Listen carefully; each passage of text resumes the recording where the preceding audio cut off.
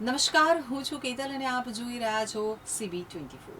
અમદાવાદના નિકોલ વિસ્તારમાં આવેલા સોના ચાંદીના જ્વેલર્સના શોરૂમમાં સેલ્સ ગર્લ તરીકે કામ કરતી યુવતી શોરૂમમાંથી 20-25 લાખ નહીં પરંતુ 1.66 કરોડ રૂપિયાના સોનાના દાગીના લઈ અને ફરાર થઈ ગઈ છે. મળતી માહિતી મુજબ શહેરના કૃષ્ણનગર વિસ્તારમાં આવેલા નયનનગર સોસાયટીમાં દર્શનભાઈ શાહ તેમના પરિવાર સાથે રહે છે. નિકોલ વિસ્તારમાં અનમોલ સર્કલ પાસે ગ્રેવિટી શોપિંગ મોલમાં આભૂષણ નામનું સોના ચાંદીનો શોરૂમ ધરાવી અને વ્યવસાય કરે છે.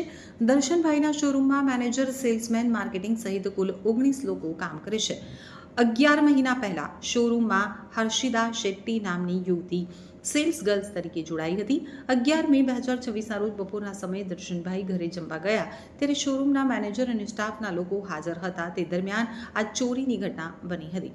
સાંજે 5 વાગે દર્શનભાઈ શોરૂમ ઉપર આવ્યા હતા ત્યારે એક ગ્રાહક શોરૂમ ઉપર ખરીદી કરવા આવ્યા ત્યારે સ્ટાફના કાનજીભાઈને ટ્રેમાં રાખેલી સોનાની એક લકી ઓછી જણાઈ તો ગ્રાહકના ગયા બાદ કાનજીભાઈએ આ બાબત જણાવી હતી, જેથી શોરૂમમાં હાજર સેલ્સ ગર્લ્સ તરીકે નોકરી કરતી હર્ષિદા શેટ્ટી હાજર ન હતી. જેથી આ બાબતે પૂછતા તેમણે કહ્યું કે તમારી રજા લઈ અને ઇમરજન્સી કામ હોવાથી 4:30 વાગે નીકળી ગઈ હતી. તો દર્શનભાઈએ કોઈ રજા આપી ન હતી અને કહ્યા વગર નીકળી જતા સીસીટીવી તપાસ્યા હતા.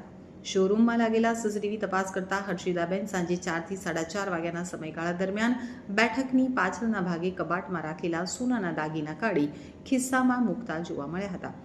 ત્યારબાદ દુકાનના બીજા માળે આવેલા સ્ટોર રૂમ તરફ જતા હતા અને સ્ટોર રૂમમાંથી પોતાની બેગ લઈ અને બહાર નીકળી ગયા હતા. હર્ષિદાબેનના મોબાઈલ ફોન ઉપર ફોન કરતા મોબાઈલ ફોન સ્વિચ ઓફ આવતો હતો, જેથી આખા શોરૂમમાં સોનાના દાગીનાની તપાસ કરતા સોનાની ચેઇન, લકી, ઘડિયાળ, બુટ્ટી, મંગળસૂત્ર, પેન્ડન્ટ અને વીડિયો મળીને કુલ 1.66 કરોડ રૂપિયાના સોનાના દાગીના લઈ અને ફરાર થઈ ગઈ હોવાનું ધ્યાનમાં આવ્યું હતું.